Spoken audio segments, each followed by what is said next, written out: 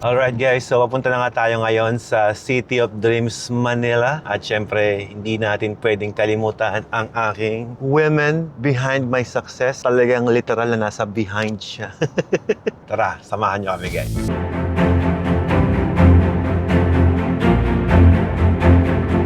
We'd also like to give our thanks, of course, to Watermax Enterprises. On behalf of Mr. Alfredo Maximo Jr., I would like to thank World Class Philippines 2023 for giving this award to Sir Alfredo Maximo Jr. Championing leadership in humanitarian causes, inspiring business leader and entrepreneur. From Watermax, Alfredo P. Maximo Jr. Once again, these are your Worldwide Achievement Chairman Circle honorees.